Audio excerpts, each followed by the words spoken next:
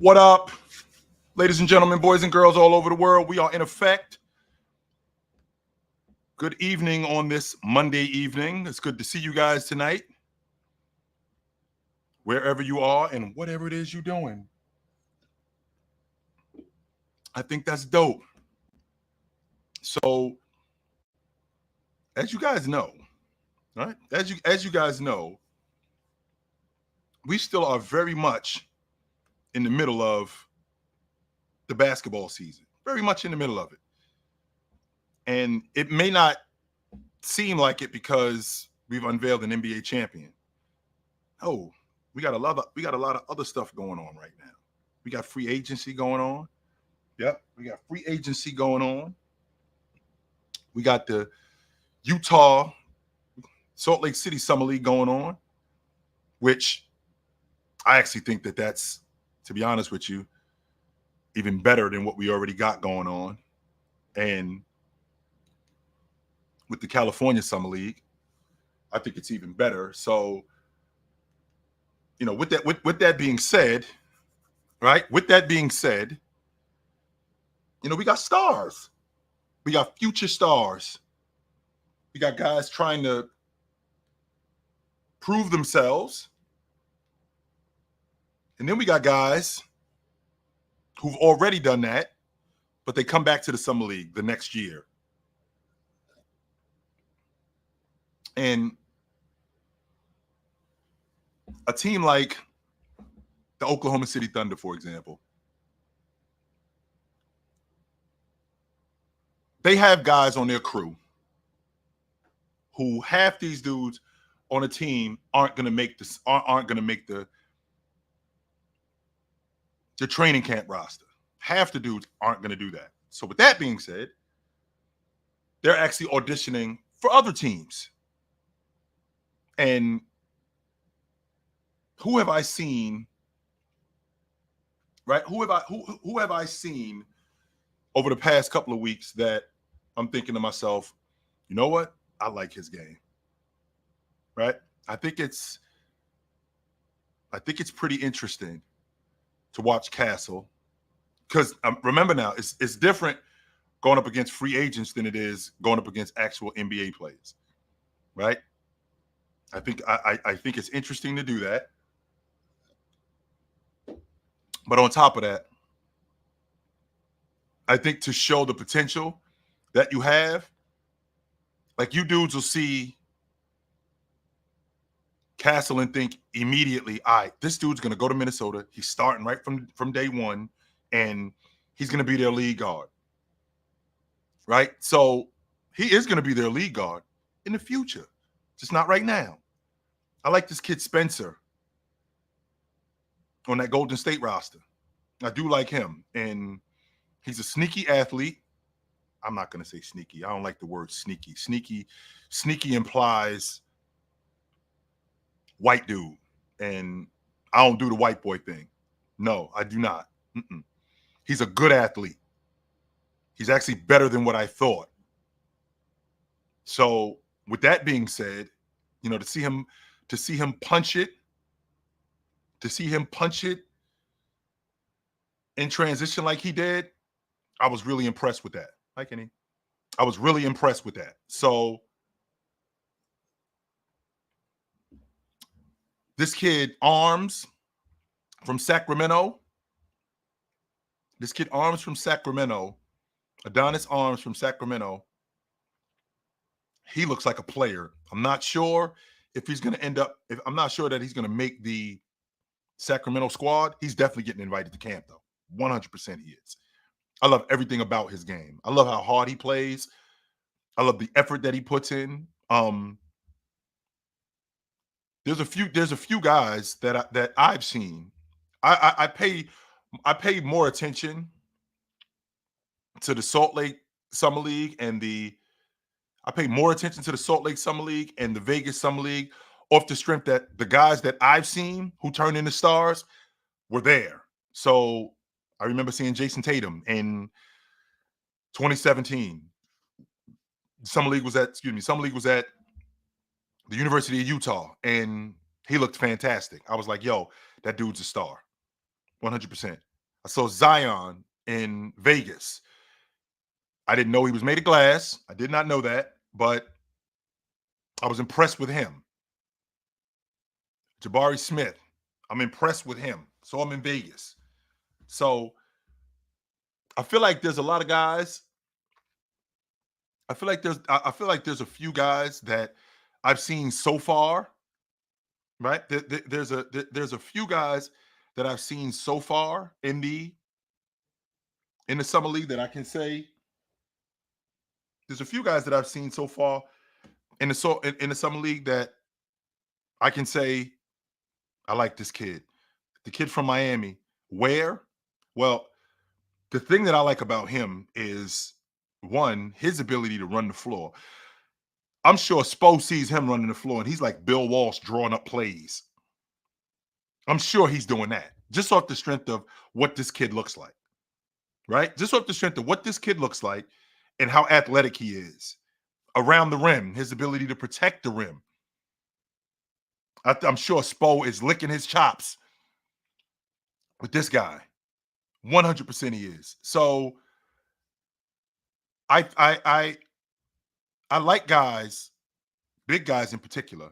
I like big guys who, under no circumstances, make it clear that their size is what makes the difference. And Ware plays big. He doesn't play like a wing big, right? He doesn't play like a guy who plays on the perimeter. No, he plays like a big man. And I love that about him. And I think that Miami is just going to enhance that.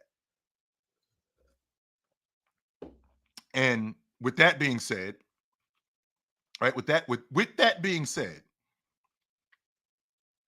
there's some, to be honest with you, some guys that I'm not impressed with at all. Like the Miami Heat team. I'm not impressed with them at all. Dalton Connect is struggling, and that's largely due to his shot selection because the amount of shots that the quality of shots that these guys are getting for him. He's not going to get those kind of shots playing with James.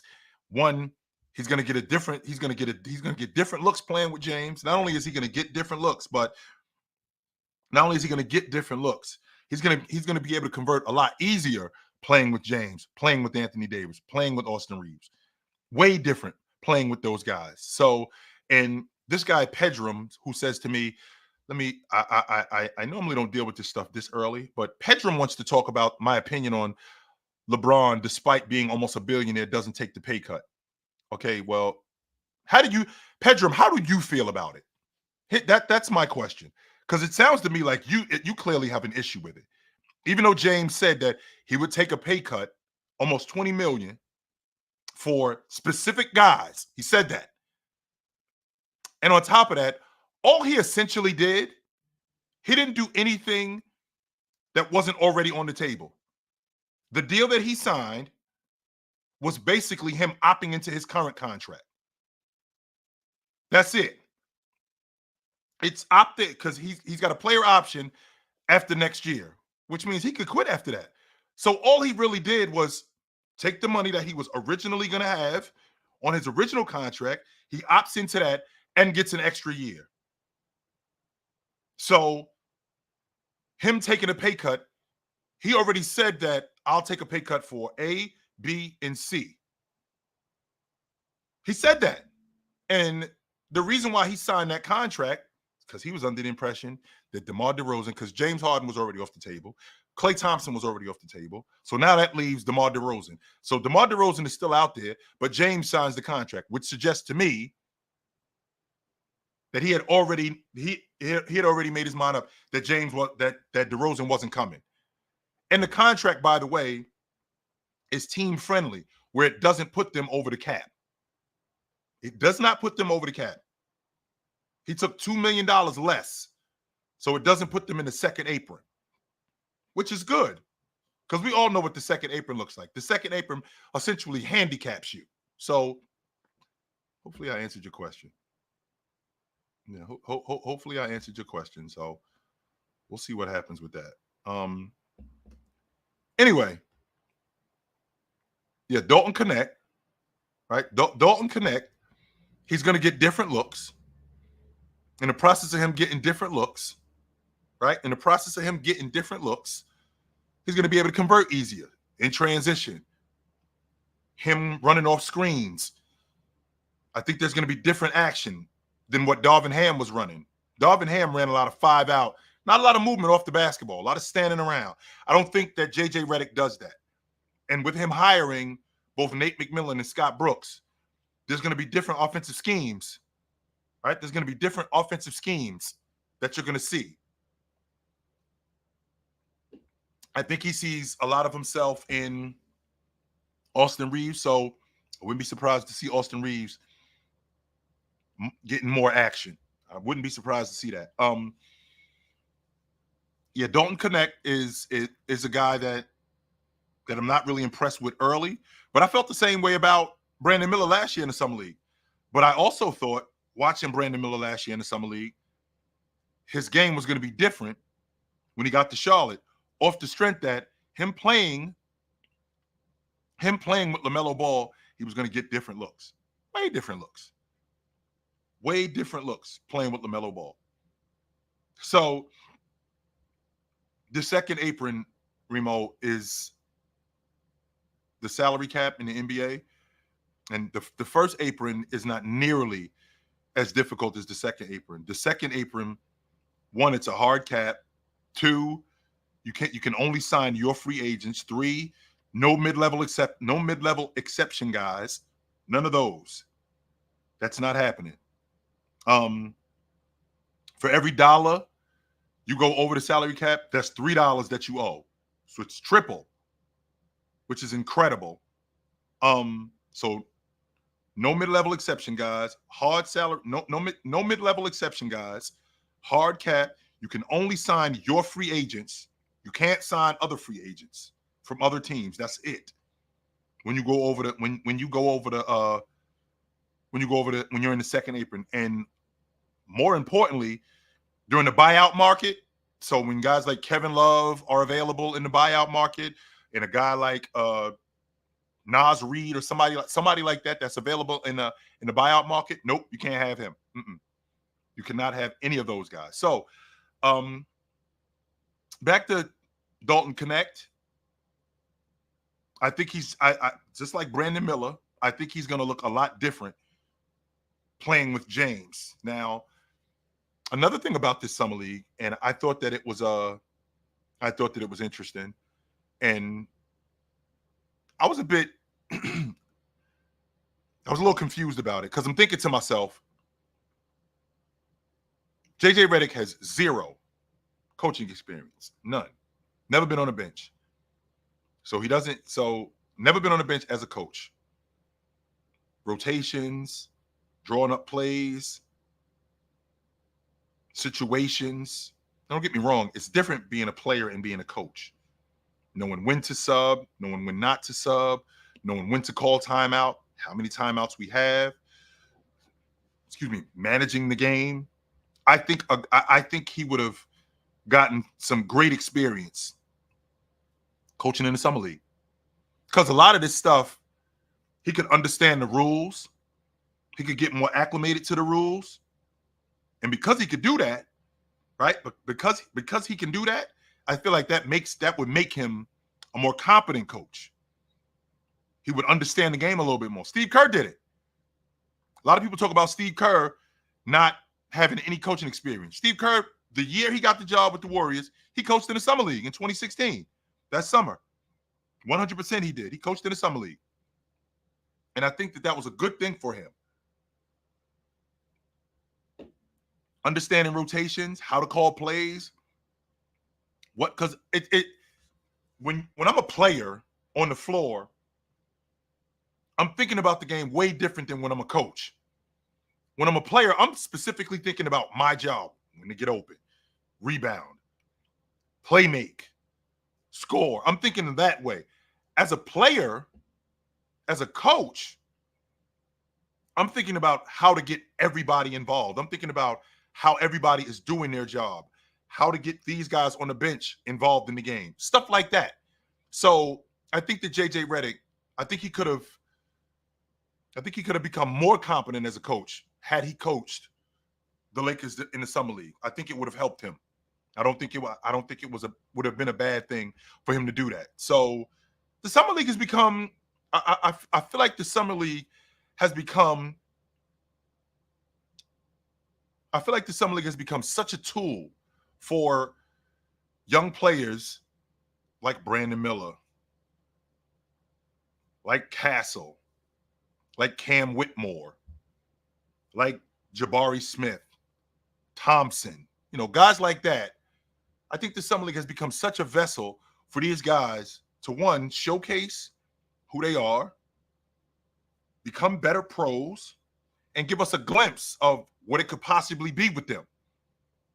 Otherwise, we'd have to wait until the season started. Because I was thinking, I literally was thinking a couple of days ago, like, what did we do before summer league?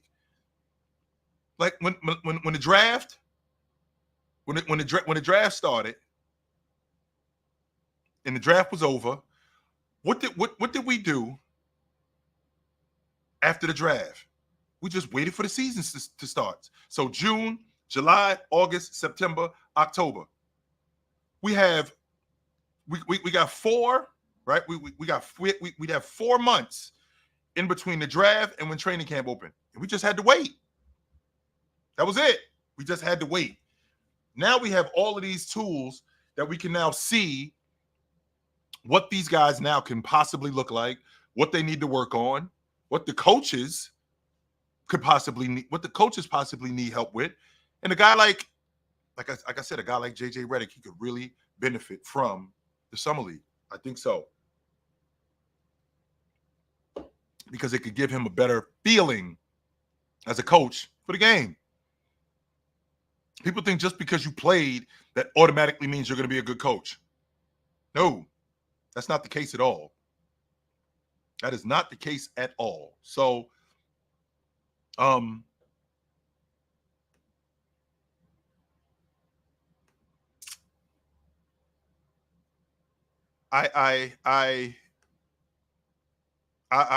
really dig the summer league. So Germany, who I think you can't hear me, that's a you thing, because the other people, they can hear me just fine.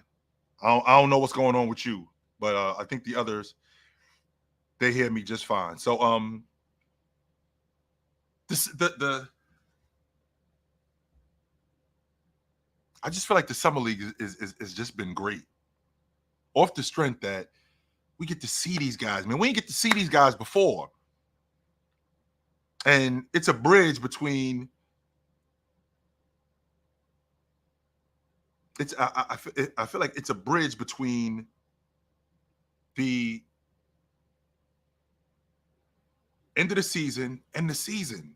We still got a whole bunch of basketball. Free agency is going on still, right? Free agency is going on still. Now you got the summer league. You got the summer league in California, and then you got the summer league in Salt Lake, and then you got the summer league in Vegas, and you got the Olympics,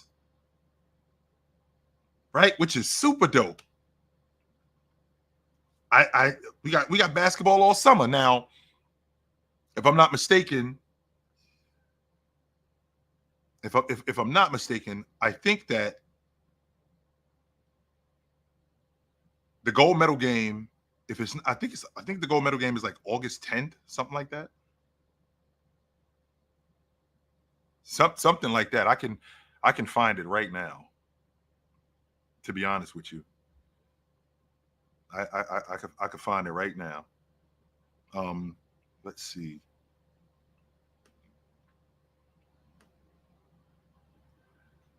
Let's see here.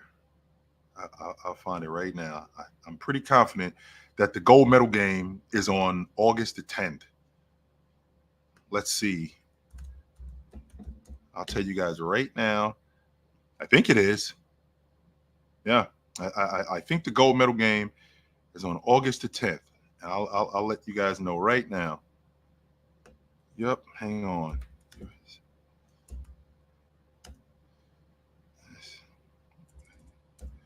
Hold on.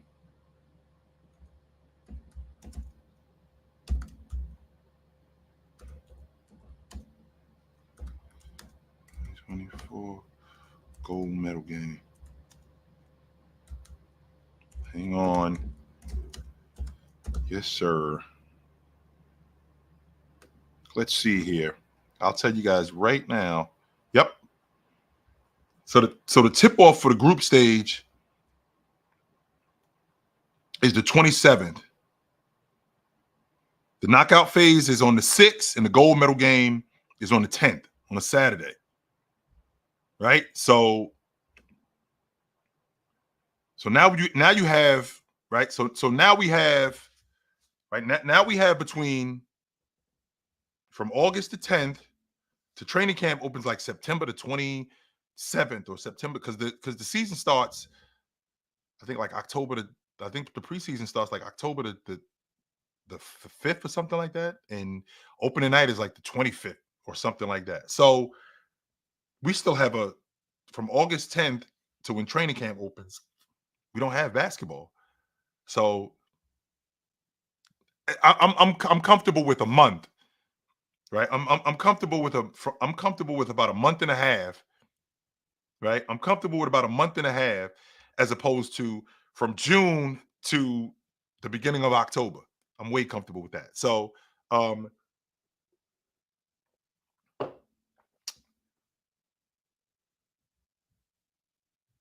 Bona from Oklahoma City. All right. We'll see. So anyway, I'm sorry, I got sidetracked.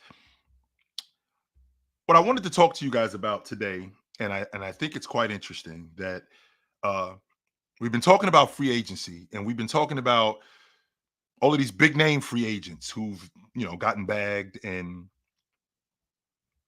we haven't talking about the guys that people are sleeping on. Yes, in Philly. We haven't talked about the guys that people are straight sleeping on. That nobody's really talking about, these free agent signings. You guys are talking about Paul George and LeBron James, uh James Harden, Kawhi Leonard, the big name guys. Pascal Siakam signs his extension. Guys like that. So we have not discussed, guys like Sadiq Bey. We haven't discussed those guys. Gary Trent. Nah. And the reason why I think it's important is because, like, these are glue guys. Like, I know that I know that you guys do a lot of talking about. I know that you guys do a lot of talking about how big of a deal, signing Giannis is, or signing Kawhi Leonard is over the summer, or Paul George. I know how big a deal that is for you guys. Signing OG Anunoby or LeBron James. Even though this isn't a big time free agent market. No, that's not going on here. But there have been some names that have caught people's eye. DeMar DeRozan, LeBron James, OG Anunoby, Paul George, Maxey, Cade Cunningham, James Harden. These guys re-ing up. These guys re-up with their units. But the guys that I don't think that we talk about, the guys that I don't think we talk about are the glue guys. The guys that I don't think we talk about are, like, I'm thinking about a guy who hasn't been signed yet, like Sadiq Bey. Sadiq Bey has an injury to his ACL. All right. And he's healing up, right? He's healing up. With him healing up, there's going to be some teams that he could help. 100% there's some teams that he could help. He's not going to be one of these guys that's just there. Sadiq Bey was one of the better D&3 guys in the league. One of the best D&3 guys in the league before he tore his knee up. Like, I love Sadiq Bey as a rotation guy in Miami. Love him. I don't like Sadiq Bey in Miami. I love him. And you can get him on the cheap. You don't have to worry about going overboard with him. That you don't have to worry about. I like him in Orlando. I like him in Milwaukee, to be quite honest with you, because he comes cheap. You don't have to worry about going over the salary cap with him. You can basically get him on. You can basically get him on the cheap. So, with that being said, a guy like Gary Trent Jr. I love Gary Trent Jr. in Denver, shooting 50% on the long ball, wide open. More of a roamer defensively. But can be a good on-ball defender, which is what they need in Denver. The $1 million question is what is it going to cost you to get Gary Trent Jr.? Because I definitely think he's a filler. 100% he is. Is he KCP good? I don't know if I'll go that far, but younger, right? Younger, more efficient at the long ball line, which Denver needs because statistically, if I'm not mistaken, I think they were the worst. Right? I think statistically they were the worst 3-point shooting team in the league. Denver was. There weren't too many. There weren't too many teams in the league. There wasn't anyone in the league who shot worse than Denver at the long ball line. There are guys that I feel like we're not talking about that we should be talking about, like Aaron Wiggins. Like a lot of y'all talk about Bronny James at the 55th pick, and worst case scenario, it just doesn't work. Just so y'all know, Aaron Wiggins in Oklahoma City, he was the 55th pick in the second round a couple years back. And he signed a 3-year, $48 million extension with Oklahoma City. Could shoot the long ball, can get downhill, can defend. Pretty good on a pick and roll. Pretty damn good on a catch and shoot. One of your better rotation guys. I love that about him. And I love that. I love that he could really help your unit. Because if you look at what's going on in Oklahoma City, you know the trade for Alex Caruso, big deal, huge deal. Upgrading on your perimeter defensively, I think that's a big deal. On top of that, you get a guy who can shoot the basketball. Alex Caruso has gotten better as a shooter. With Alex Caruso getting better as a shooter, I feel like that makes Lou Dort expendable, man. I do. I feel like that makes Lou Dort expendable, but it's okay to have both of them, right? It's okay to have both of them, and I'm cool with that. I'm good with that. But I really like Aaron Wiggins in your rotation because you got way more bang. You got way more bang for your buck with him. You didn't have that before. You didn't. The Bulls have shown me that they do have a plan. And the plan is that we tear this whole thing down. I think it's a year. I think they could have done that a year earlier, right?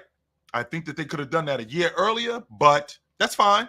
The fact that they're doing it now, I think is a big deal. And what they're doing is they're filling their team with building blocks, right? They're filling their team with building blocks. I think that's dope because once they get their franchise guy, that's going to make their unit even better because we don't have to get the fillers. We already got that. So to have a guy, I don't think that, and I got into a pretty good debate about Josh Giddey and his importance. I love Josh Giddey on the Chicago Bulls team. The problem in Oklahoma City was he needs the basketball. Shea plays with the ball. So Shea is better than him. Shea is more dynamic than him, right? Shea is better than him. Shea is more dynamic than him. And I think that that's a good thing because you want to go with Shea. But I also feel like, I also feel like Josh Giddey can be one of the better distributors in the game, one of the better playmakers in the game. Doesn't really defend that well, and I think we can. I think we can figure that out. Right? I think that we can figure that out with him. And on top of that, him playing with the Chicago Bulls system, because like I said, they tore us down. DeMar DeRozan is gone. Zach LaVine is next. Drummond is gone. I'm out on Vooch too. I'm out on Vooch, and I love Vooch. I just don't love him on Chicago. It's time to tear this thing down. Yep, it's time to tear this thing down. And in the process of him tearing this thing down, it's time to get your fillers and find you a franchise player. That's why the Chicago Bulls aren't going to be very good this year, and they put their names in the Cooper in the Cooper Flag sweepstakes. And one of the fillers that they got was Jalen Smith. I love that. I love that kid, man. I dug him at Maryland. He got hurt in Indiana, and that played him out of the rotation, right?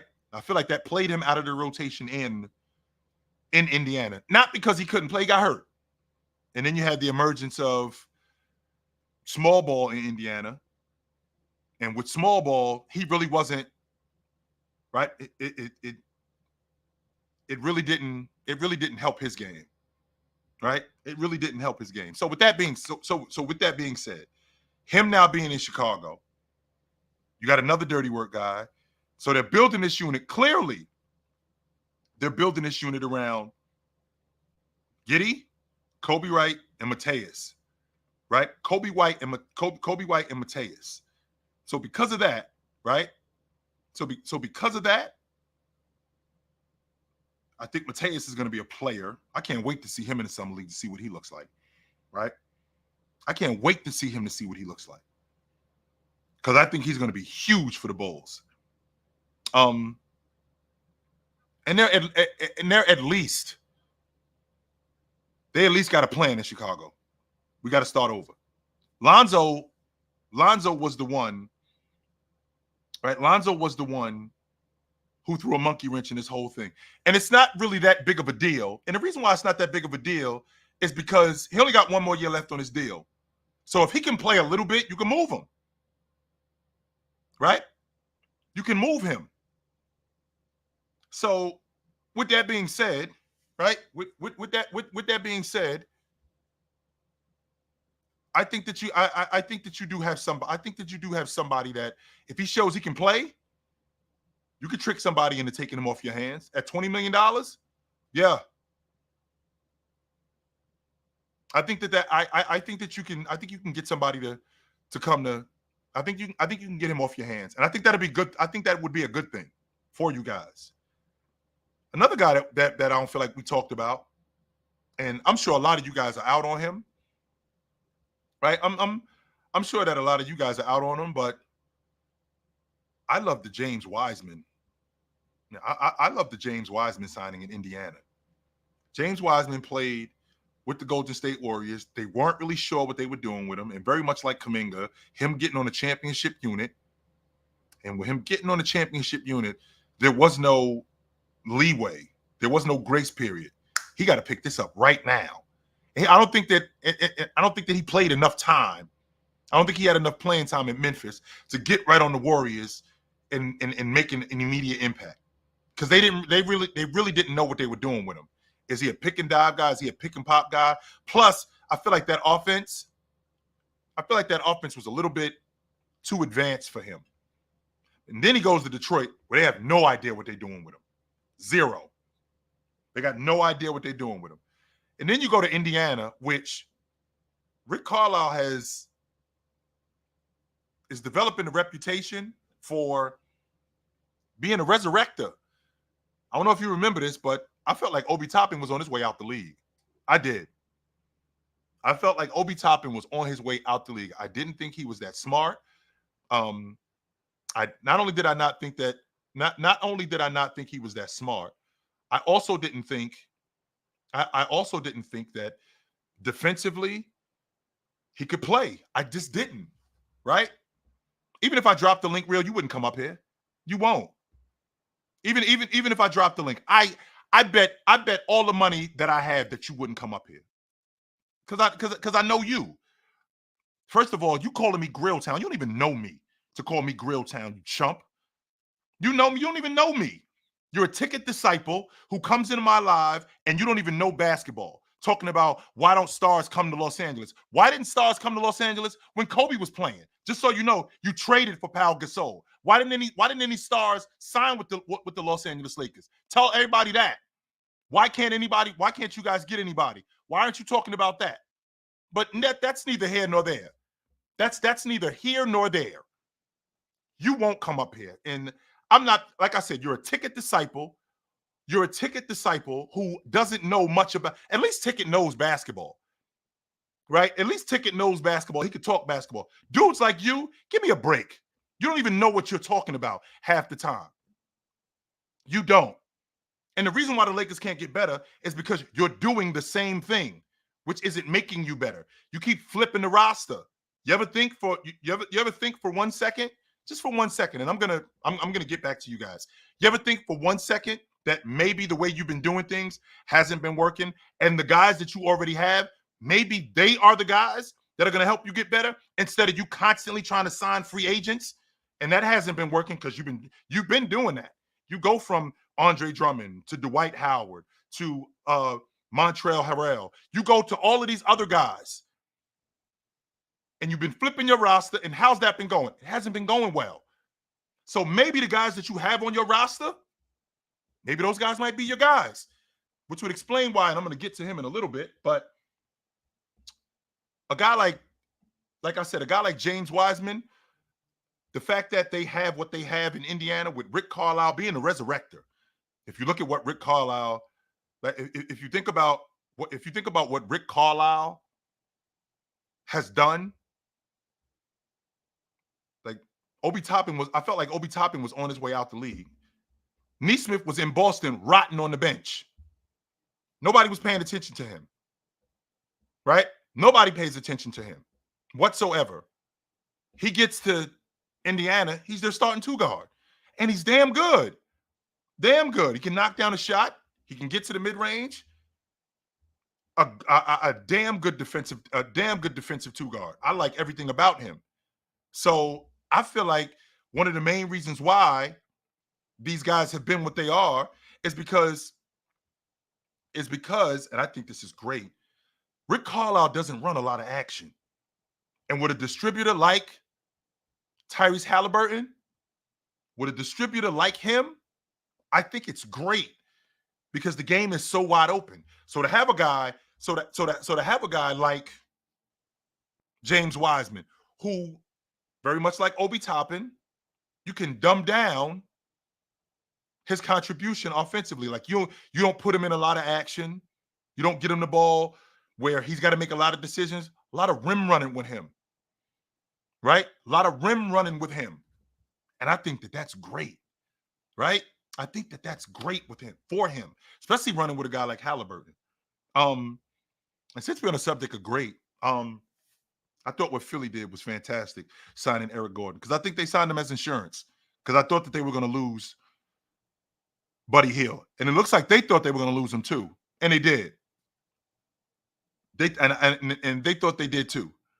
That's why they signed him, which is great, because I think he's going to help Paul George, Joel Embiid, Maxey in that offense. One of the better long ball shooters in the game, and I like that about him. And I really like that about him. And, back to my original point about the Lakers, maybe everything that you need is right there. There's a reason why they extended Max Christie. Like, we haven't talked about Max Christie at all. The fact that he got that 4-year deal. I think he's really going to help the Lakers. He wasn't really getting a lot of playing time under Darvin Ham. Darvin Ham is gone, right? Darvin Ham is gone. With Darvin Ham now being gone, what does that mean for Max Christie? If they extended him, that tells me that he's going to be in the rotation way more. And I love that, right? I definitely love that. And being a young guy who looks like he could get downhill, very much an energy guy, I really like that about him. Really like that about him. He can knock down open shots. And I think his defense can improve. He's a young guy. He's only 21 years old, 21, 22 years old. I love that about him. Love that about him. Like we don't talk about guys like Andre Drummond. I think Oklahoma City dropped the ball passing on him. I do. I think Oklahoma City dropped the ball on Andre Drummond because he's a filler for what they need. I'm never passing on a glass cleaner. Never. Now I know, I know for a fact, right? I know for a fact that a guy like Andre Drummond, you're not running offense for him. He's more of a dirty work guy. But the dirty work guy you need, right? The dirty work guy that you need, he 100% is him.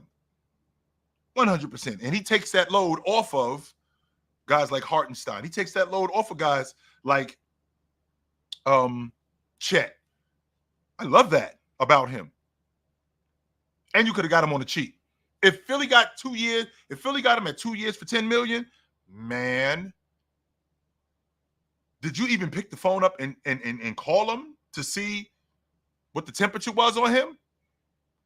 Did you even call? Because, man, I thought that he was. I definitely thought that he could have helped you. I definitely talked. I definitely think that. He's going to help Philly. I'm 100% confident he's going to help Philly, and with him helping Philly, I think that they're going to be better. Now, don't get me wrong. I'm out on Philly. And the reason why I'm out on Philly is because of one reason and one reason only. Same reason why I'm out on the Clippers. It's Joel Embiid. That's it. That's the only reason why I'm out on Philly, because of Joel Embiid. I think he's good enough. I think he's good enough to take his team to the NBA championship. I just think he made of glass. I don't think he's going to hold up. I don't. I think from a talent standpoint and from a production standpoint, there aren't many better. Just as ball players, there aren't many better. But I don't think he's going to hold up. I don't. I do not think he's going to hold up. And because of that, I'm out on Philly. But I think the addition of Andre Drummond, I think it's going to help them. Excuse me. I do think that that's going to help them. One guy that you guys haven't been talking about, because with Dallas getting Clay, that's all you guys have been talking about. Because I think that you look at, right? I think that you look at Dallas, and I think you look at Klay Thompson like Klay Thompson of old, instead of him being old Klay Thompson. And that's where I think the divide is. But he isn't the linchpin. I think the linchpin is Najee Marshall. I love that signing. I don't like that signing. I love that signing. Another D&3 guy, tough as nails, can defend. Having a guy like Luka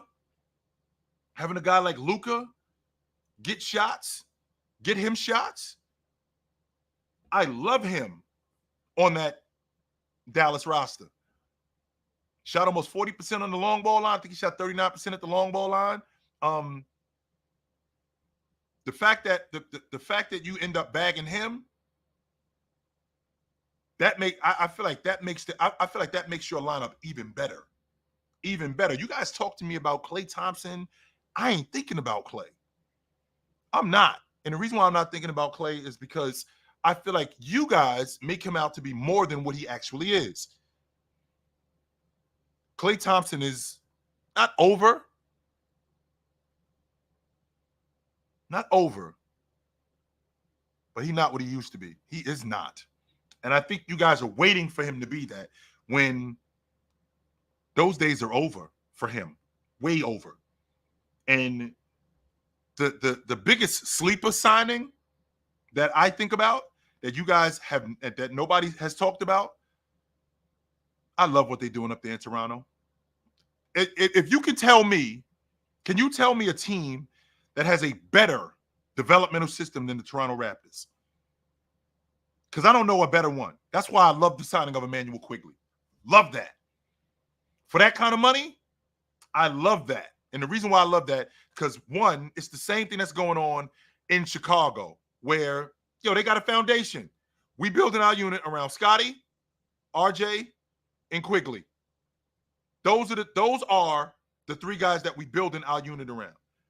I'm not sure that there's a better developmental system than what they're doing up in Toronto. I'm not sure about that. I think that with the addition of Quigley, don't forget that this is the same Toronto Raptors team that, they won the G League championship with Nick Nurse. They had they not only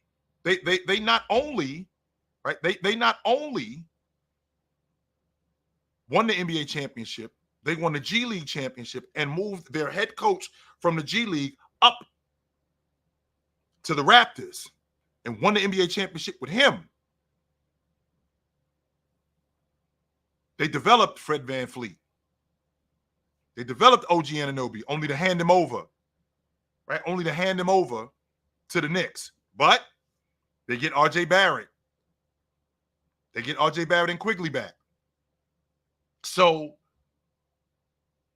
I'm loving what they're doing with their developmental system up there. And I think Quigley is going to be somebody that you guys are going to not recognize. Like, damn, I didn't know he was that good. I did not know he was that good. He can defend. Quigley is going to be everything that Jordan Poole should have been. That's who Quigley's going to be. Like I look at Russell Wilson, he's everything Michael Vick should have been. That's how I'm looking at that. That's how I'm looking at Quigley.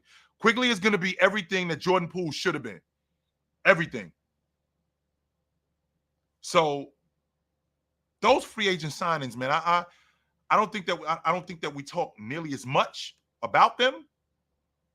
I think we should be talking. I feel like we should be talking about them more, which I just feel like we get wrapped up a lot of times, right? I feel like we get wrapped up a lot of times in the big free agents, and it's not going to be until the playoffs that you guys say something like, "Damn, where y'all get Lou Dort from? Man, where'd you get that dude Alex Caruso? Where'd you get him from? How the hell did you get him on your crew?" Right? It's not going to be until the playoffs until you see a guy like Coffey in with the Clippers, and or you see a guy like, I keep saying it, the Milwaukee Bucks made a mistake passing on Dunn. They did. They made a mistake passing on that kid. 100% they did. But that's what's going to end up happening. You guys are going to get we're going to get to the playoffs. Right? We're going to get to the playoffs. You guys are going to see Alex Caruso, or you're going to see Max Christie, and you're like, damn, where they find him at? What school did he go to? You guys are going to see Isaiah Joe and be like, where'd they find that guy? That's where these signings, that's where they become a big deal, right? That's where these, because y'all get wrapped up in Kawhi Leonard and James Harden, Pascal Siakam, LeBron James, right? Y'all get wrapped up in Cade Cunningham, in France, Wagner, which I had some people scoff at me about Wagner getting signed to a max deal. No, listen, man, I'm a firm believer that when you have a max player, when you sign him to a max deal like France, it's obvious this is your guy. And if he's not the man, he's a building block to what you're trying to do. So if France is a building block to what you're trying to do, build around that with him, with Paolo. You're building your unit around that. You have a foundation now. And I get that. But when you do stuff like, you bag KCP, I mean, that $22 million, man, I can tell y'all right now, if this doesn't work out in a year or 2 years, that $22 million contract is not going to be hard to move, yo. It's not going to be. That deal is not going to be hard to move 2 years from now when the salary cap goes up, when things get a little tricky. What up? What up, chill? What up? Man, I hear everything you said about these free agents, chill. But have you seen Cooper Flag? Well, everybody got their name in the Cooper. If he was eligible to be in the draft, he would have been the number one pick, unanimous. I don't need to see him playing against the USA team to know that this kid, they're gonna be lined up for him. He's the Oh consensus no, number one overall pick next year in the draft. And I don't think it's a chill. question. I don't think it's a question. Who, if heaven forbid the Spurs get him, the Rockets get him, OKC get him. Uh, oh man, if Miami could pull off some kind of miracle and get him, if he go to one of those teams, oh man, the league is in trouble. It's been a long time since we had an American white boy that is a hooper. He ain't a scorer. He ain't he's not a basketball player. That boy is a hooper. And man, watching him against Team USA reminded me a lot of the scrimmage that the Dream Team had against the college kids, C Webb, Grant Hill, Bobby Hurley, Jamal Rodney, Mashburn, all of them. Rodney Rogers, Allen Houston. Rodney Rock, yep. It remind me a lot of that. And a lot of them dudes came into the league and hit the ground running. Mm-hmm. Chill, Mark, if he goes to San Antonio, the Spurs are gonna win probably four more championships. Easy. Well, That I do know for a fact that there's a reason why Brooklyn emptied it because they in the Cooper Flag sweepstakes. They not playing. Brooklyn yeah, is but intentionally, if we being honest about Brooklyn, with all the draft picks that they accumulated hmm and getting rid of and moving off of Miles, moving off of Mikal Bridges, it's obvious what Brooklyn is doing. Now, what Brooklyn can't do, Brooklyn cannot try to sell that they're trying to win. No, we are going to oh suck no. next year. Let's be No, 100% no. clear about that right now. We are going to suck. 100% we are. We are going to suck. And that's a good thing that we're going to suck. And the reason why that's a good thing is so we could get high draft picks, so we could build our unit, right? Because again, if you think about the Brooklyn Nets, I'm thinking about Brooklyn in particular because with the exception of KD, with the exception of Kyrie Irving, nobody's really coming to Brooklyn in free agency. So you're gonna have Yeah. to what you're gonna have to do is you're gonna have to build this through the draft and through trades. And you gotta get it right in the draft. You have to. So if they're comfortable enough, and the people in Brooklyn will get behind them, if they know that, yo, once we get ourselves a franchise player and we build around this dude, like Cooper Flag, the people in Brooklyn will get behind them. So Brooklyn is I definitely one don't of those see teams. the league letting Cooper Flag go to, and no disrespect to the Nets, but I just don't see that happening to Cooper. He is a clear cut number one, and for the first time since what, after Wimby, I couldn't tell you the last great overall. He's definitely going to be a superstar player to come out the draft. Like Maybe, it is. maybe. I don't think they're gonna let him go to Brooklyn. Why I think not? he's gonna go. Nah, man.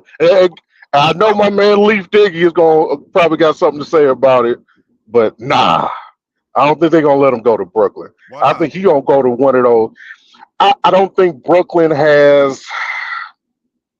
I don't think Brooklyn has the right cachet for that kind of And player. San Antonio does?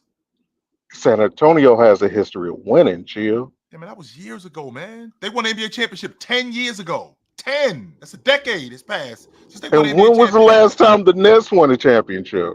But the point is that that was years ago. That's why these kids today, if you think about the kids today, and unfortunately, I hate to say this, minor, but if you think about the kids in the draft today and the kids in the draft the last couple of years, for lack of a better term, minor, they don't give a fuck about Magic. They don't care. They don't care about Joe Dumas. They don't care. They don't care about them dudes. The further Yeah, but away, the longer you're removed, the further away you're removed, the more people forget about you. So the San but Antonio the Spurs, kids care about Tim Duncan though. The yeah, kids remember Tim Duncan, no, they don't and actually. yes, I, they do. The I'm kids do. a minor. I'm a meme on the internet because I'm talking to a dude who's telling me about Anthony Davis, how good Anthony Davis is, and he's basically describing Tim Duncan. Yeah, but we all knew that dude was crazy when he was talking. I'm telling him like you've never seen Tim Duncan play, have you? Oh shit, Didn't y'all never. go to playback that same day and watch Tim Duncan? I'm like you I never feel seen like Tim. You clearly never seen Tim Duncan play. This is what I'm talking nah, about man. when I'm dealing with when I'm dealing with the younger crowd because back on track that when the further away you are removed, people still try to Y'all they went to get stuck on that. playback and then y'all But watched Tim Duncan Ace, and Mitch Richmond. Y'all checked both of yes. them out. And he was like, "Oh man, I didn't know they was like that." Like, yeah, The point I'm making, minor, is that when I look at the San Antonio Spurs, yes, they do have a history of winning. Brooklyn has a history of fumbling, but correct. in this particular situation, for them to get Cooper Flag, a couple of things have to happen. And if they were to get Cooper Flag, I don't think that the NBA would disallow that. It would be like, we got to now hire the right people. Now we got to get the right people in here to manage this kid because we can't ruin him. It's just bad for basketball if we did that. It'd be terrible for basketball. 100% it would be. So, all right, Minor. I know where to find you at, brother. What up? What up? Yochi, what up? What up? Yochi, what up? What up? What up?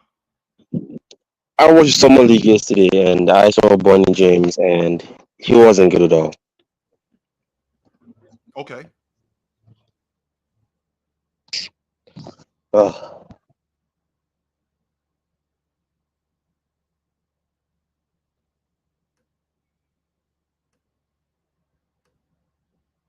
What up? Peace, chill. Hi, Peace, go. What what's up? going on? What up? Listen, before I get real pissed off, I'm going to just let everybody know. Listen, history has a habit of repeating itself. Now, I've seen Cooper Flag to my now. Let me get to what mine is saying. I've seen Cooper Flag, but I also seen Ace Bailey, and Ace Bailey and Dylan Harper will be playing at the University of Rutgers, and I will be doing calling a lot of those games on my page. Man, I'm play by play. You know, I'm sort of the Black Marv Albert on YouTube. So listen to me. I look, and I could be wrong about this. I swear to you, bro, like Cooper Flag is giving me straight up Keith Van Horn vibes. I like it's nothing to me, and I'm seeing everything that he's doing. And mind you, you played against Keith Van Horn in college. He's the best college He player was I ever pretty played damn against. good in college, wasn't he? He was the best player I played against in college. And remind us to everybody that's watching, where did Keith Van Horn land in the draft? He went to the Nets. But what pick was he? I think he was the number two or the 3 pick. He was the number 2 pick right behind Tim Duncan. Mm-hmm. So for all of y'all listening out here, bro, and y'all watching, and y'all honestly believe that a kid from Maine is gonna be the next big thing in the league, bro. Like, trust me when I tell you, bro, there's a pecking order. There's a big time pecking order in the league, bro. Like, and there's a reason that ain't been a great American-born Caucasian player since Larry Bird. There's a reason why. So before y'all start jumping off the top rope about Cooper Flag, let it be known, Ace Bailey, bro. Listen, you need to watch Ace Bailey while you doing that. I understand Cooper Flag. He wowed everybody, bro, at whatchamacallit and all of this. And I'm not sitting here to dog the kid because realistically, the only team that's in tank mode is really us. I don't give a goddamn what the Chicago Bulls do. They got to get rid of Lonzo and Zach LaVine. They got to figure out a way to get rid of them.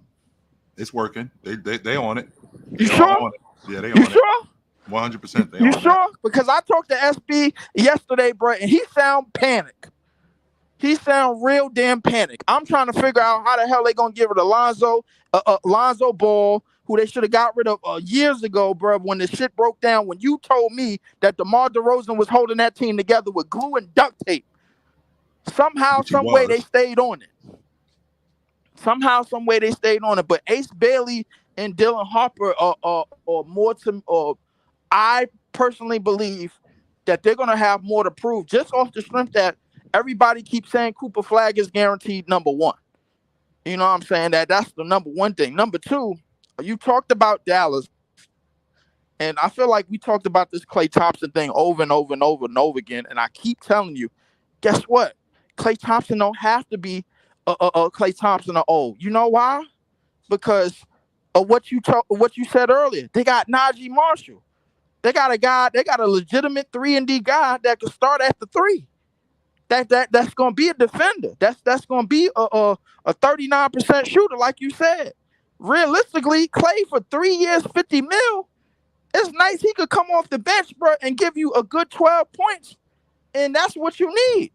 Like Dallas had no perimeter shooting this past year. I don't know how they made it to the damn finals. Matchups. I really don't. Matchups. That's what it is. And I think that's what it's gonna be from here on out. Everybody got to have favorable matchups. Ain't nobody running through the 6. Ain't nobody running through no team that that had their number. Ain't nobody doing that no more. That's why the Celtics won all along. They should have swept the damn playoffs. That's what they should have did. Realistically, they almost did. They almost did. Yep, they almost did. But another thing I do like, and you talked about Indiana. I totally forgot they picked up James Wiseman. I had totally forgot about that, man. On the cheap too. For a big time cheap. Everything that you said about Obi Toppin in the past still rings true. He really don't know what he's doing. But the thing is, he's playing with a team that can move up and down, and it will appear like he know what he's doing. They putting him in dunk box situations. They putting him in running gun situations. They putting him in situations where he could spot up and react fast. Everything is spread offense. Well, he doesn't have to do a lot. That's the difference. Yeah, of course he doesn't have to do a lot. And I don't know what you got against Miles. And I don't know what you got against Miles Turner, bro. Like, but he's Miles soft. Turner is He's soft, Leaf. He's soft. That's the problem that I got with him. He's soft. He the dude that I'm coming over to the table and I'm taking your lunch. I'm eating this. You don't want that. Oh, stop that. No, that's him. No. Soft. I think you overblowing it, bro. I think I'm not. I think he's soft. I do. I think he's soft. Listen, look, at the center position, I think Miles Turner just brings a different dynamic to the center position. The fact that he could shoot, he could still block shots. He's not that great of a rebounder, obviously. But the thing is like, I guess if you want to say that makes him soft. What big? Tell me this, Leaf. What big do you know that's damn good? That's damn good in your estimation. That doesn't rebound, that you don't think is soft. That doesn't rebound. I mean, for a while it was dirty. You can't be a for a while. For a while it was Porzingis. I thought Porzingis was damn good, but he didn't. He wasn't a somebody that was going to get 10+ rebounds a game. A lot of times he was averaging. What was the consensus on Porzingis for a long time? The consensus on Porzingis is that he was injury prone. He was soft. And he was soft. The soft label, I think. Yes, that was going on. He was soft. I didn't put the soft label on him. I will say that. The reason why is because I think his skill set was second to none. Like, we saw what he could do at his best when he was on the Knicks. We saw what he could do the last year with Washington. He was averaging 22 and 8. Those is good numbers. You know what I'm saying? Like, I don't think big. Listen, Leaf, you can't sell me a big that doesn't rebound. That's not soft. I don't care about all them buckets. I don't care about that. I don't care about you being nice with the pill. If you don't stick your nose in there, I think Jaren Jackson and rebound the basketball. I think Jaren Jackson is soft. I do. I think Buck Williams would have ate his lunch. Listen, hey, listen, and I'm not arguing with you. And I'm not arguing with you there, bro. Like when you talk about the old school power forwards, let's remind you, bro, back in your day, in like the 80s, 90s era, let's be fair. Power forwards out rebounded centers. That was my Come on, job. tell me, That tell was me my that's a lie. job. That Yeah, was my job. okay, that was their job. But let it be known, it was 6'7" and 6'4" dudes leading the league in rebounds, while the 7-footers was barely grabbing 11 or 12 of them. You know what I'm saying, bro? You had Rodman leading the league in rebounds by a mile. You had Barkley leading the league in rebounds by a mile. He was 6'4". Was those dudes that he was going against and getting rebound, some 7-footers that he was getting out rebounded, were they soft? You got to ask yourself that. Yes. They were soft. They dog. Yes. Elton Spencer was soft. But Noit Benjamin Benjamin was soft. But Benoit Benjamin, Benjamin, get out of here, man. Spencer, No. Elton Spencer, Benoit Benjamin, Irvin Johnson, Eldon Ben Campbell, Baker, Eldon Campbell, like no, man. Kelvin Cato, bro. Like, yo. I mean, listen, I understand what you're saying about doing the dirty work. But I think today, bro, like with the way that the game is space and pace, we seeing Josh Hart out rebounding centers, man. Come on, bro. This shit is wild. Like it is really, really wild. We seeing him show come in the playoffs with 15 rebound games. I've been seeing this since Rondo. I remember Rondo was having 15 and 16 rebound games. The thing is like, I think more so with the way that you have to move around now, in a way that shit is all switching around, as opposed from what it was in the 80s and 90s, it's different. That's just me, bro. Like I really, really think it's different. Yep. I think it's just a different element now. Because all right, yeah, definitely. Brooklyn's getting the pick, man. All right, Brooklyn's getting the pick, man. Tell their ass to shut up. I leave. Good to talk to you, brother. No doubt. Yeah. Looks like I'm out of town, guys. That's what it looks like. Looks like I'm out of time. Y'all know where to find me at if I'm not here. Right? Y'all know where to find me at if I'm not here. I'm on TikTok, 9 a.m. every day, Monday to Friday. Good morning, NBA. I'm on here on Monday night. I'm on here on Tuesday night. Me and my man Tony Tone, Fluent and Chill. Wednesday and Thursday, I'm right here. I'm on the panel during the week, 11 to 2, Monday to Friday. You guys know where to find me at. I'm not hard to find. I will see you guys soon. But until then, put on a suit, drink water, don't drink and drive. Hey, man, call your mother. When last time you talked to your mother? I just seen my mother this weekend. I was up in Jersey. I just seen my mother this weekend. I just talked to her yesterday, as a matter of fact. Call your mother, man. Call your mother. I will see you guys soon. But until then, take it light. Take it. Absolutely.